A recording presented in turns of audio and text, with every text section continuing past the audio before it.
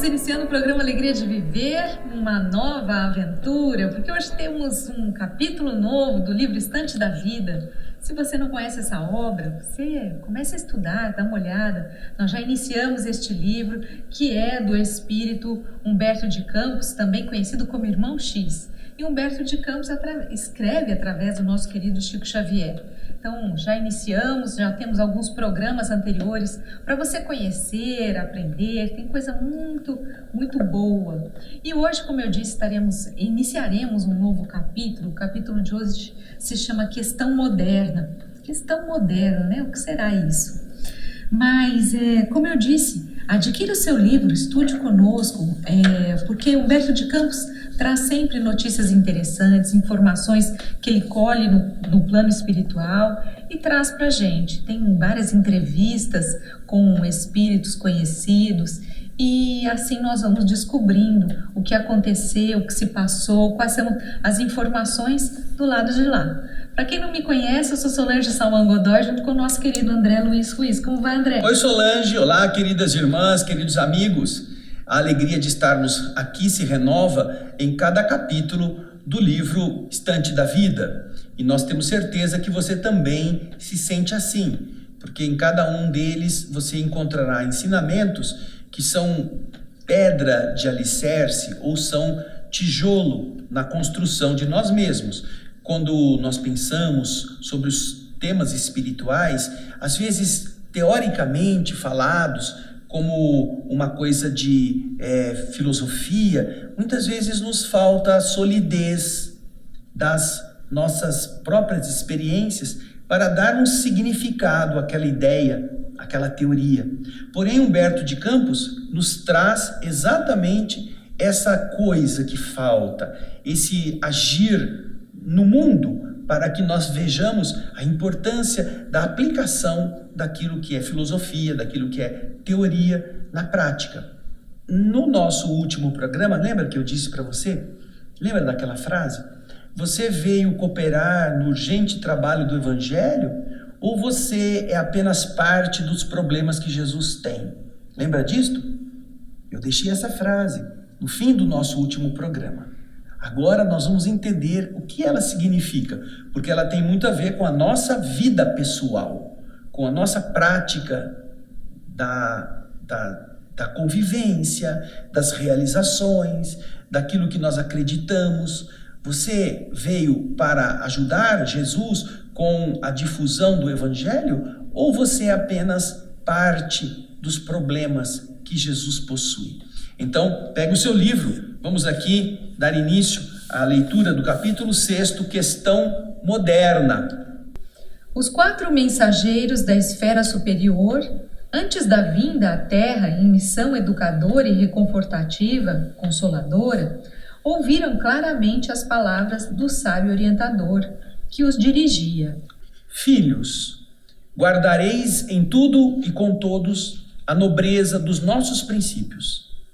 Aonde vocês estiverem, habilitem-se a falar com segurança e a estender mãos limpas, a fim de ajudar. Defendam a simplicidade e a pureza da doutrina renovadora de que vocês são emissários. Não maculem, não desonrem, não manchem com inovações que se lhes façam incompatíveis com a essência de luz. Não misturem o joio com o trigo, nem a mentira com a verdade. Em todas as circunstâncias, lembrem-se que vocês são enviados a servir. A diminuta, pequena caravana partiu de luminoso caminho no rumo da terra.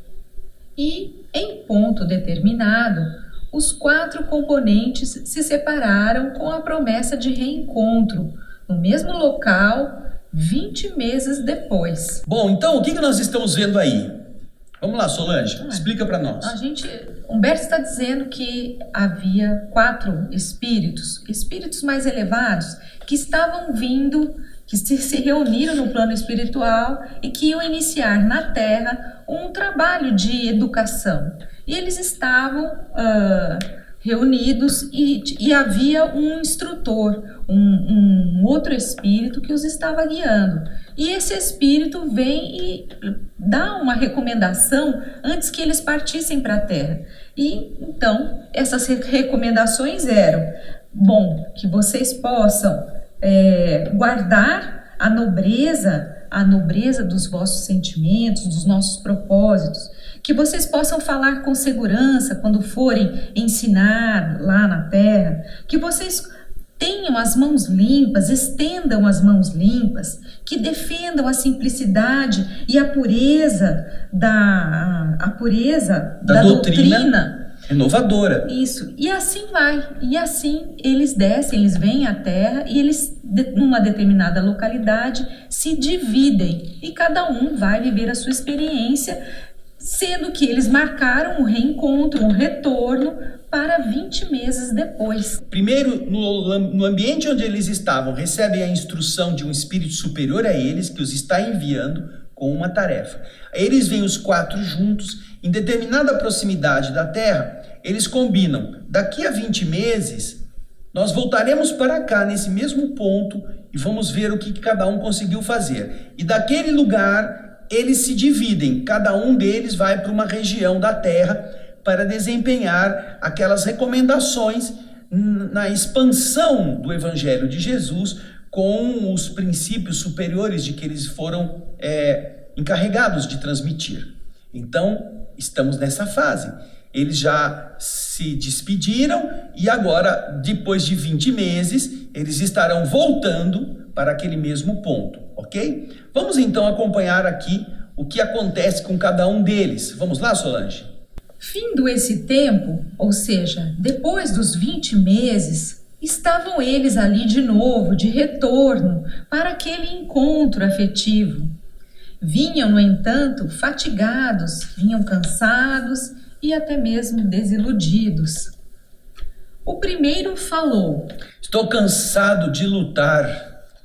A comunidade a que me coube prestar ajuda é constituída por classes que se oprimem, se perseguem, se tiranizam entre si. O orgulho lhes arrasa a força moral e os preconceitos de raça consomem-lhe as melhores aspirações de fraternidade. Nada pude fazer. Sem dúvida, eles acreditam no Cristo e reverenciam-lhe o Evangelho. Contudo, em vista do que exponho, não creio possam receber a nossa cooperação e guardar nobreza de princípios. Olha só. O primeiro diz: são orgulhosos, acreditam em Jesus, né? Acreditam nas coisas ligadas à alma, acreditam no Evangelho, reverenciam estas leis espirituais e, no entanto, eles se consomem entre si. Vocês veem aí no texto, pelo orgulho, pelos preconceitos de raça, eles acham que uns são superiores aos outros, que eles não são tão irmãos como deveriam ser. E por causa disso, o espírito que estava lá diz que não pode fazer nada, porque eles não terão condições de entender aquilo que era importante, guardando o quê? Nobreza de princípios. Por mais que ele tentasse ensinar, ele acha que não seria possível, porque eles não estão dispostos a guardar os princípios de fraternidade real, de igualdade, de amor ao próximo. Eles não querem isso.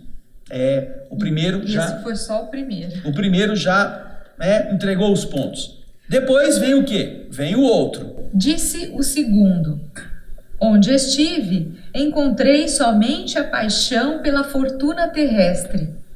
As criaturas aceitam a doutrina cristã e falam nela, respeitosamente, uma vez por semana. Entretanto, imobilizam a mente em questões de dinheiro, trabalham, sofrem, desencarnam quase que unicamente por isso.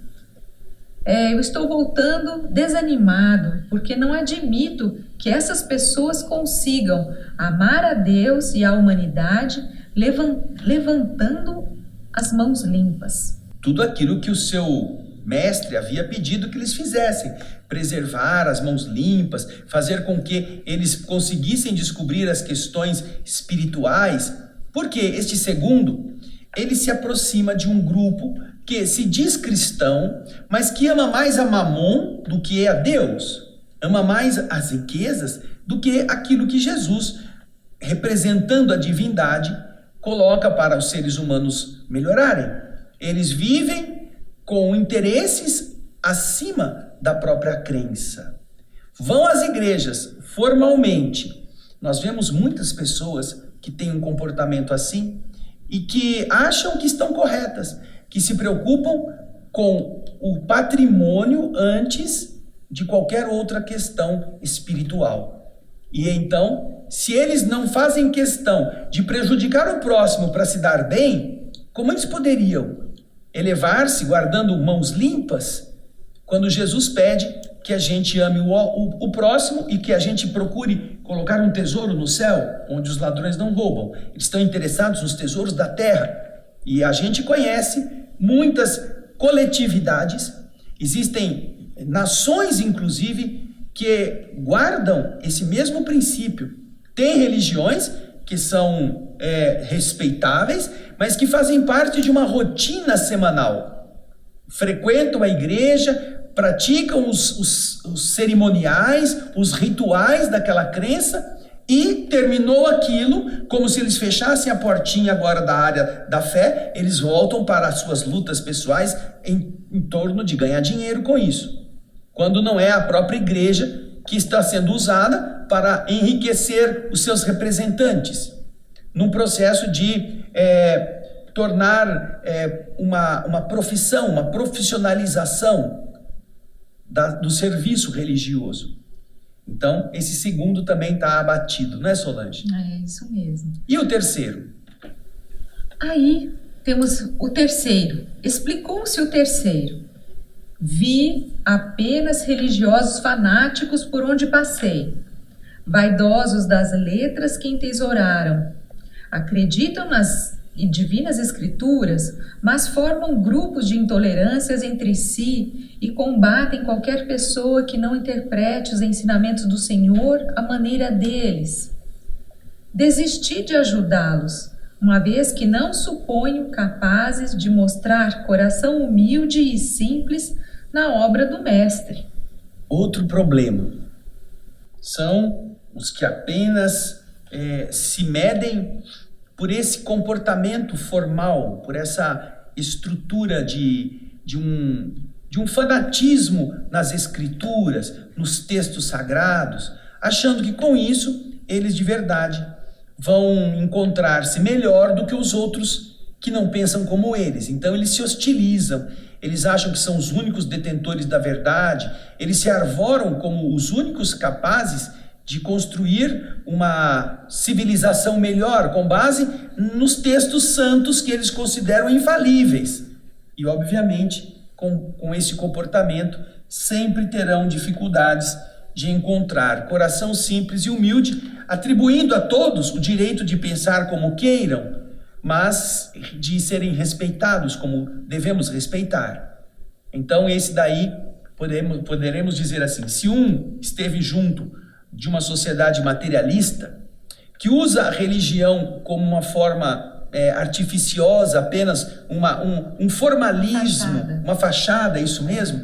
Esse aqui esteve num grupamento, vamos dizer, num país ou uma região, onde o que valia era a religiosidade de aparência, com o fanatismo das letras evangélicas, dos textos. O conhecimento dos textos. O conhecimento, a disputa intelectual para argumentação das suas teses sobre as outras religiões e, obviamente, não deixa de ser isso também uma postura orgulhosa, uma postura arrogante, uma postura que diz que o que eu sei é melhor do que o que os outros sabem.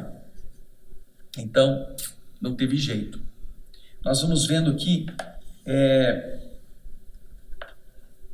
cada um deles esteve junto de uma comunidade, e acredito aqui uma comunidade razoavelmente grande, que marca determinados grupos religiosos na Terra.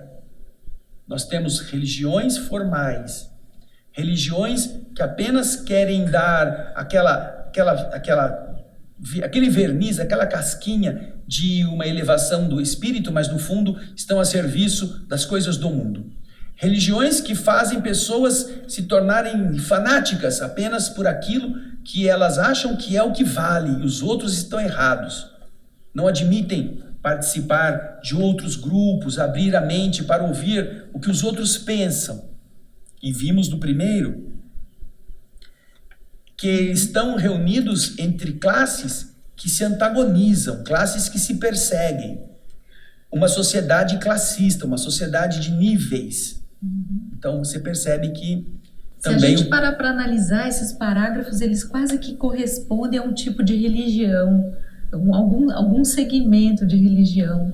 Interessante isso. Ou até mesmo algum tipo de nação, vamos pensar assim, né? Nós temos nações ou grupos nacionais que têm características semelhantes, apesar de haverem em todos os lugares pessoas e grupos menores que são assim. Pessoas bastante preconceituosas, bastante arrogantes, achando-se donas da verdade. Mas nós perceberemos aqui várias áreas que estão sendo descritas desta forma, ou como grupos religiosos, como a Solange está falando, ou mesmo como inclinações coletivas de hábitos nacionais que se perpetuam de geração após geração. Nós não podemos esquecer, e eu não estou dizendo que Humberto de Campos esteja se referindo a esses países, mas nós poderemos, por exemplo, nos lembrar dessas civilizações que foram construídas com base em castas, né? Aquelas que são mais as inferiores, as médias, as superiores, as mais elevadas. Isso nós vamos encontrar em muitos países. E as castas se excluem, elas às vezes se combatem, o indivíduo não pode se unir com uma pessoa da outra classe, e a outra de cima não pode se rebaixar, se unindo a uma mais inferior. Então você vê que é uma disputa. Acreditam em Deus, falam cada um a sua maneira, mas... Todos eles, né, acreditam em Deus. Todos esses segmentos dizem que acreditam em Deus. O outro é um grupo materialista, um grupo que pensa em ganhar dinheiro. E a religião é apenas um dos fatores, que é para tampar determinadas necessidades. Mas, no fundo, o que interessa é o lucro. Nós conhecemos vários países onde esta é a regra. E isso, no Ocidente, é muito comum. A religião é apenas um detalhe, não faz parte da essência. Outro país, outro grupo que acredita que só eles têm razão, eles seguem a regra da lei, a minha crença, a minha religião, o meu evangelho é o que é o certo. E eles são, então, criaturas bem intencionadas, mas estão viciando-se na ideia de que são os únicos que merecem a salvação. Nós conhecemos muitos grupos religiosos que se comportam assim. Agora, tem o quarto infeliz. Solange, vamos lá? Por fim, queixou-se o último. Não trago também outra coisa que não seja amargura e desencanto.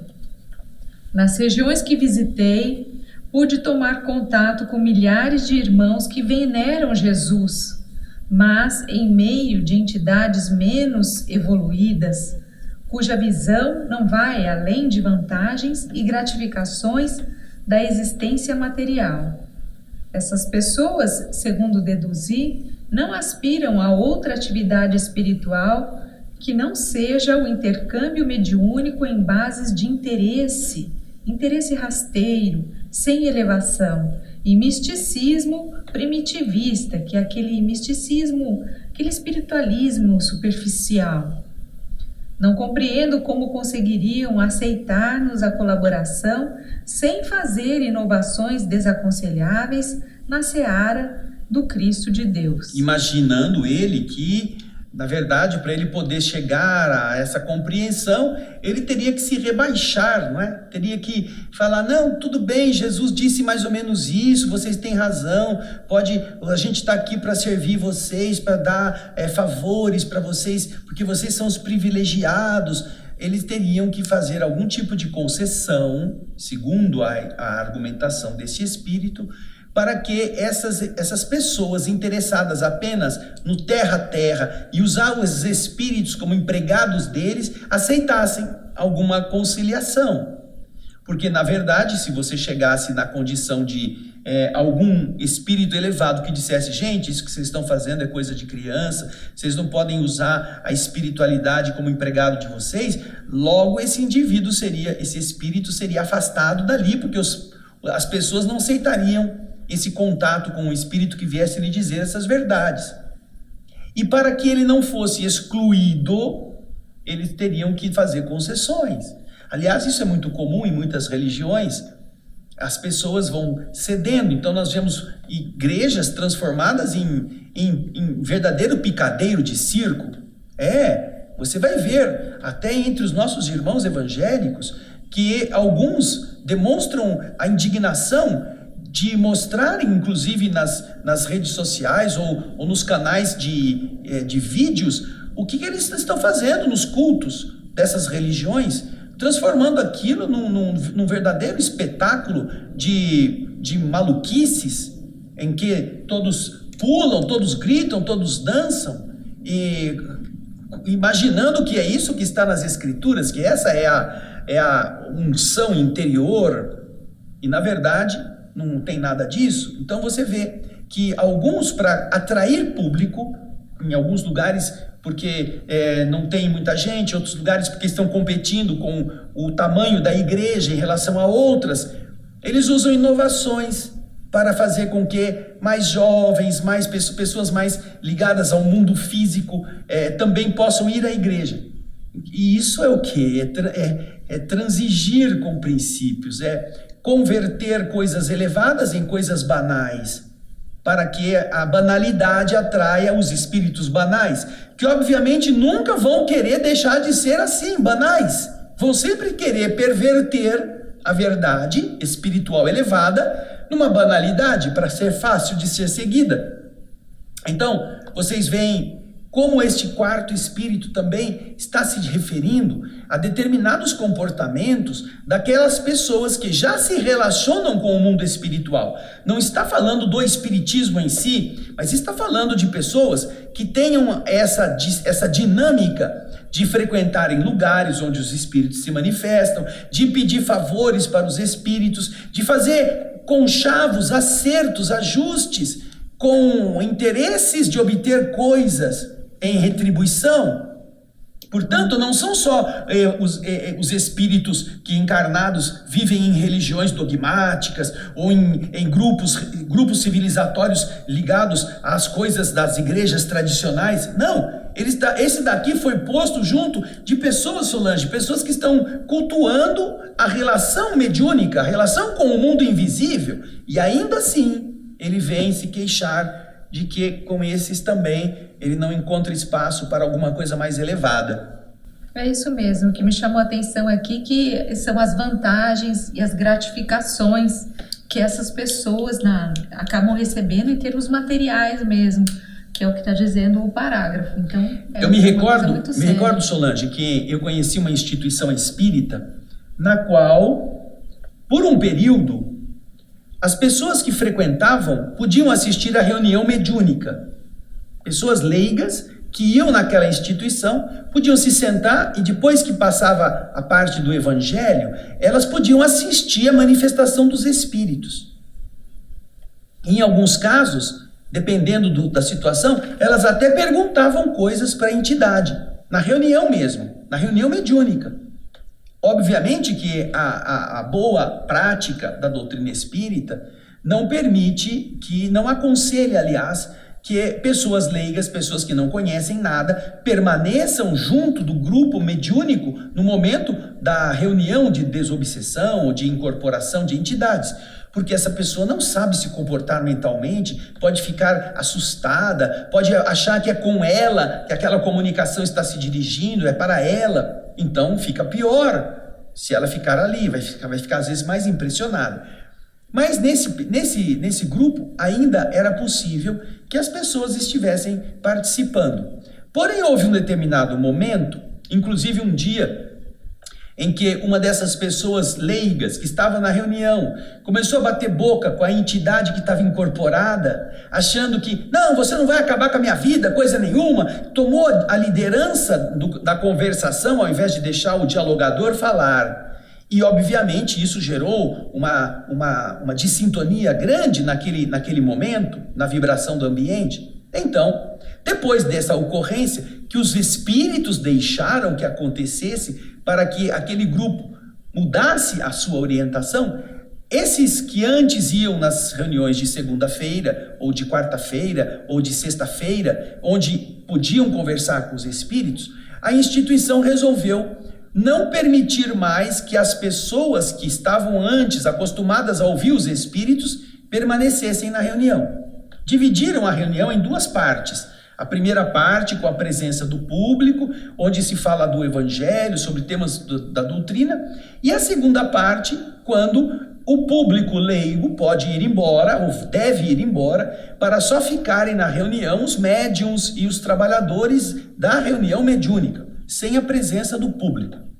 Então, o trabalho continuou da mesma forma, só que foi dividido uma parte com o público e outra parte sem ele. Sabe o que aconteceu? Muita gente que antes ia naquela reunião parou de ir. Porque eles iam para escutar os espíritos, para ver o que ia acontecer, para fazer pergunta, para tirar dúvida. Não para aprender. Porque de verdade, na casa espírita, quem ensina é o evangelho. Não é a comunicação mediúnica, que pode ensinar, mas a lição principal é a que o evangelho de Jesus nos apresenta. Então, várias pessoas que antes iam há anos na reunião, pararam de ir. Perdeu a graça. Eu gostava de ouvir o que o Espírito falava. Então você ia lá por divertimento. Você não ia lá para aprender, porque de verdade não mudou nada. O principal da reunião continua público, que é a mensagem do Evangelho. Então você vê, né, que há muitas pessoas interessadas no fenômeno, não na essência. No circo e não no valor do ensinamento. E esse quarto estava nessa condição, não é? Aí então estão os quatro infelizes, né, Solange? Os quatro ali, todos eles chupando o dedo. Não fizemos nada, não pude ajudar, não tive como manter aquilo que o nosso orientador nos havia recomendado. Então, e aí resolveram fazer o quê, Solange? Mesclando lamentação e censura, todos eles entraram em prece, apelando para o discernimento, apelando para o bom senso do mentor, aquele mentor amigo que os encaminhou para a Terra, lá no início, né, da nossa história. Então eles fazem uma prece pedindo a esse mentor e, depois de alguns minutos, esse experiente amigo se fez visível, considerando, né, após ouvir a solicitação de todos. Depois de ouvir os quatro reclamando, ele disse para eles: você já ouviu essa frase? Meus filhos, viestes cooperar no trabalho urgente do Evangelho? Ou sois partes do problema de Jesus? Vocês vieram para ajudar? Ou vocês só vieram para dar mais trabalho? Obviamente, continua ele dizendo, devemos guardar nobreza de princípios, movimentar mãos limpas, conservar simplicidade e evitar inconveniências na construção do reino do Senhor. Mas, sem dúvida, instruindo os nossos companheiros da humanidade para que façam o mesmo, através da paciência, do esforço, da boa palavra e do exemplo edificante.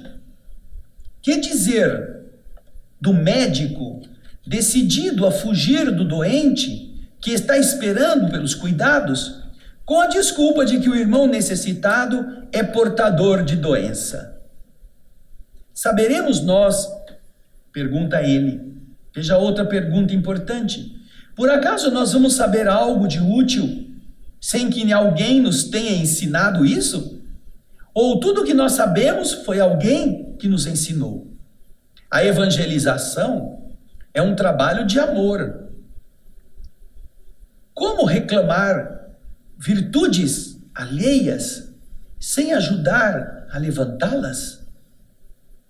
Onde nos será possível encontrar aperfeiçoamento e renovação sem que nos disponhamos a servir? E não será para servir melhor, que o Senhor nos ajuda e nos induz a melhor conhecer? Retomemos as nossas obrigações e sejamos fiéis, diz ele. Então você já vê aqui quantas reflexões nesse pequeno trecho. Começando por chamar a atenção dos 4. Vocês vieram com uma tarefa.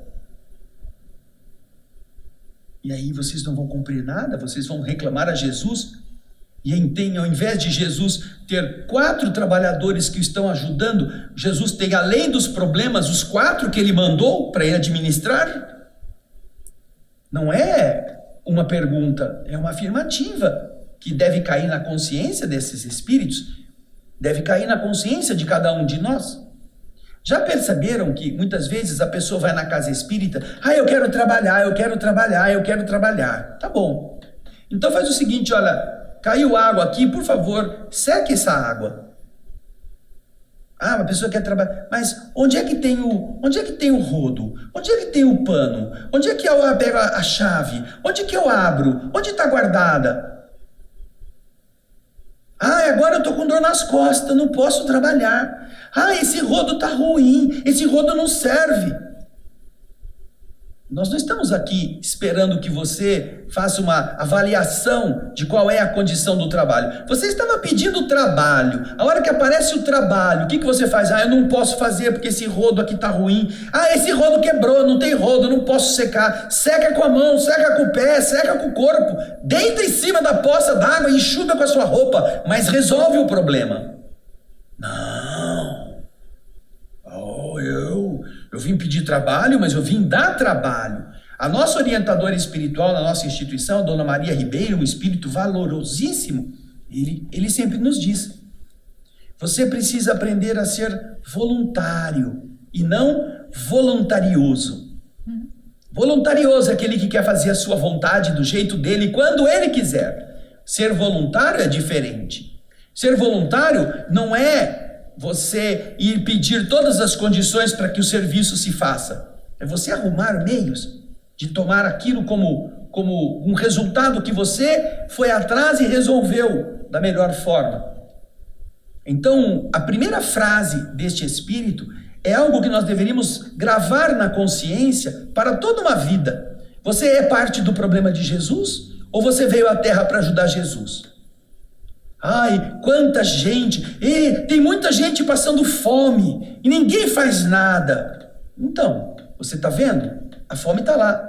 Não, mas é que a gente tem que fazer ofício, pedir para o supermercado, pedir ajuda, fazer uma campanha. E você já começou a pegar da sua cozinha, cozinhar um pouco mais de arroz e feijão para dar para o pobre? Não, eu não. Então você quer que outros façam. Você quer apenas levantar a celeuma, mas você fez? Você fez a sua parte? Agora, é claro, seria muito bom se todas as instituições que comercializam comida fizessem a parte delas, ajudando as instituições a dar comida para os famintos. Mas não é você gritando isto e reconhecendo que ninguém faz nada que vai resolver o problema. O problema você vai resolver se fizer um prato de comida por dia e der para um faminto por dia. Se você fizer isso todo dia, em um ano, você deu 365 pratos de comida. Enquanto que aquele que falou, temos que fazer uma casa da sopa, temos que fazer um restaurante bom prato, ele vai passar o ano inteiro falando isso e não vai ter abastecido a fome de ninguém. Só vai ter arrumado problema. Portanto, essa frase aqui deve inspirar aqueles que se dizem cristãos de verdade, porque boa parte, ao invés de ser voluntário, não deixa de ser voluntarioso. Porque foi trabalhar, mas tinha uma pessoa que já estava fazendo aquilo. Foi dar uma opinião e a pessoa não aceitou a opinião e ela ficou com raiva da pessoa. Ela foi fazer uma coisa e alguém corrigiu o que ela estava fazendo e ela então se ofendeu. Quem é essa pessoa para ficar me corrigindo? É voluntarioso. Você não é um voluntário. Você está dando trabalho, você não está trabalhando. E isso é muito comum. Mas ele vai dizendo mais coisas que são importantes para nós pensarmos. Nós devemos ter todas estas virtudes, guardar princípios, ter mãos limpas, etc. Mas nós devemos fazer isso ajudando as pessoas a que elas também aprendam. Nós não aprendemos nada se alguém não nos tivesse ensinado. Essa pessoa que nos ensinou, o professor primário, aquela mãezinha, avózinha que pegou você, pôs no colo, ensinou a fazer crochê, tricô, ensinou você a fazer uma massa de pão. Essa pessoa deu para você alguma coisa que era dela. E se ela não tivesse dado, você continuaria sem saber. Agora imagina que a pessoa dissesse assim: eu só te ensino a fazer pão o dia que você aprender a mexer com a farinha, com o ovo, com a manteiga, o sal e o fermento. O dia que ela aprender a mexer com isso, já não precisa mais saber fazer pão. Ela já aprendeu a fazer pão. Então, quando alguém vai ensinar outro, este alguém sabe que o outro não sabe. Não sabe como funcionam as ferramentas, não sabe como o material deve ser empregado, tem que ensinar. Você tem que lidar com o despreparo alheio. Agora, depois que você vence isto, o outro aprende e o outro faz. E às vezes faz até melhor do que quem ensinou. Isso tudo é que ele está falando. Então, vocês têm que continuar trabalhando, não adianta vocês reclamarem. Não é, Solange? E a gente vê que aqui, esses espíritos, né, se a gente parar para pensar, deve ser muito difícil para esses espíritos mais elevados virem em missão à Terra para trazer educação, para trazer a renovação e tudo mais. E a gente vê, se nós nos propormos a entrar num lodaçal, é lógico que nós vamos encontrar ali muita lama, muita sujeira, muita água parada, e a gente vai entrar naquele lodaçal, nós vamos nos contaminar, nós vamos sair com as roupas sujas, nós vamos estar naquele meio. Não adianta a gente querer entrar num lodaçal e encontrar tudo bonitinho, arrumadinho, ajeitado, não.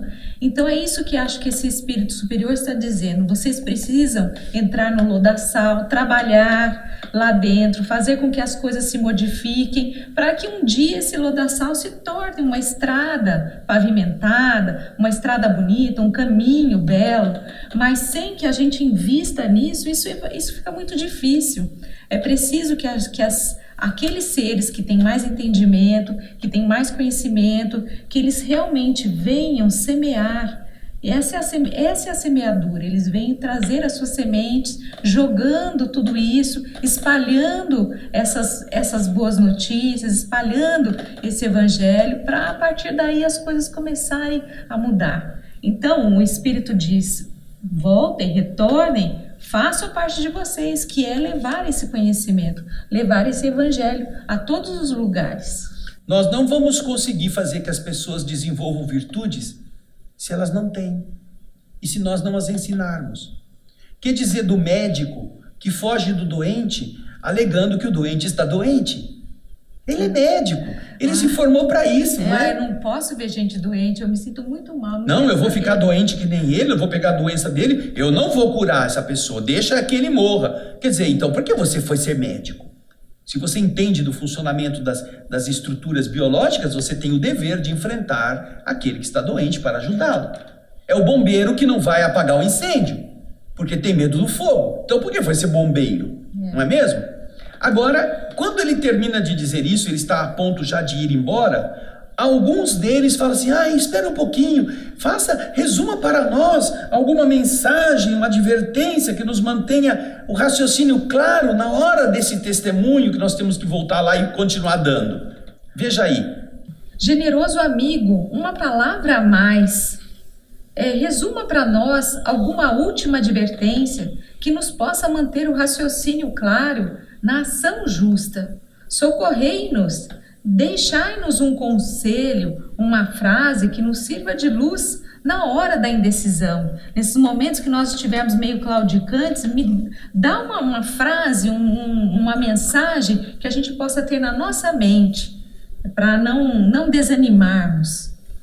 E o mentor fixou, olhou para eles de maneira expressiva, para essa reduzida assembleia, e concluiu: meus filhos, somos chamados a desenvolver a sementeira e a colheita do Evangelho, onde a sementeira e a colheita do Evangelho se encontrem, onde nós tenhamos que fazer isso. Em verdade, Vocês pouco podem fazer contra a escuridão do materialismo, quando a escuridão do materialismo animaliza as criaturas.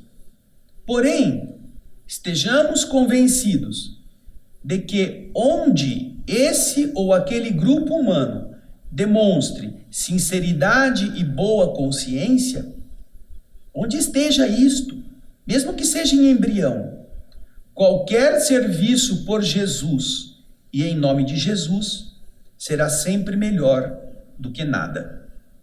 Se uma coisa não constrói, é justamente não fazer nada para que ela seja construída. Então, o conselho final é este: pode não encontrar o melhor grupo, o melhor lugar, a melhor reunião, mas se houver boa vontade, junte-se a essa boa vontade e estimule aqueles de boa vontade para fazer alguma coisa. Emmanuel diz ao Chico: Chico, se alguém lhe disser que vai capinar o mundo, dê-lhe uma enxada. Não o critique, não diminua seu ímpeto, não diga que ele não vai conseguir. Não tente amornar essa chama viva de alguém que quer capinar o mundo. Ele sabe que não vai conseguir, mas ele vai descobrir isso sozinho se alguém lhe der uma enxada. Mas se ninguém lhe der uma enxada, ele vai dizer: não capinei o mundo porque eu não tinha enxada. É a mesma coisa. Ao invés de você dizer, todo mundo cheio de defeito, não dá para fazer nada, procure alguém que tenha menos defeito e alie-se a essa pessoa e estimule que ela vá para frente.